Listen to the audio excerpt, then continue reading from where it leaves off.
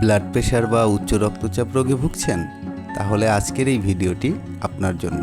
Blood pressure বা উচ্চ রক্তচাপ রোগটি আজকাল আর কারোর অজানা নয়। হৃৎপিণ্ড, শিরা উপশিরা প্রভৃতির উপর রক্ত যে চাপ তৈরি করে তাকেই সাধারণত আমরা ব্লাড প্রেশার বা উচ্চ রক্তচাপ বলি। চলুন জেনে নেওয়া যাক উচ্চ রক্তচাপ রোগের হোমিওপ্যাথি মেডিসিন সম্বন্ধে।